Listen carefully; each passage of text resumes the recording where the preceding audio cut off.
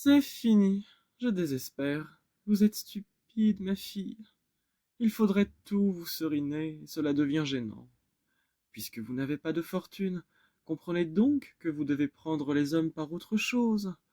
On est aimable, on a des yeux tendres, on oublie sa main, on permet les enfantillages sans en avoir l'air. Enfin, on pêche un mari. Si vous croyez que ça vous arrange les yeux de pleurer comme une bête. Berthe sanglotait. Vous m'agacez, ne pleurez donc plus.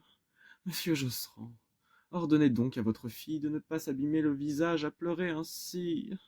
Ce sera le comble si elle devient laide. Mon enfant, dit le père, sois raisonnable. Écoute ta mère qui a de bons conseils. Il ne faut pas t'en les dire, ma chérie. Et ce qui m'irrite, c'est qu'elle n'est pas trop mal, quand elle veut, reprit madame Josserand. Voyons, essuie tes yeux. Regarde-moi comme si j'étais un monsieur en train de te faire la cour. Tu souris, tu laisses tomber ton éventail, pour que le monsieur, en le ramassant, effleure tes doigts. Ce n'est pas ça. Tu te rengorges, tu as l'air d'une poule malade. Renverse donc la tête, dégage ton cou. Il est assez jeune pour que tu le montres.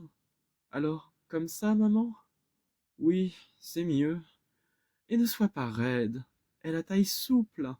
Les hommes n'aiment pas les planches. Surtout, s'ils vont trop loin, ne fais pas la niaise. Un homme qui va trop loin est flambé, ma chère. 2 heures sonnaient à la pendule du salon, et, dans l'excitation de cette veille prolongée, dans son désir devenu furieux d'un mariage immédiat, la mère s'oubliait à penser tout haut, tournant et retournant sa fille comme une poupée de carton.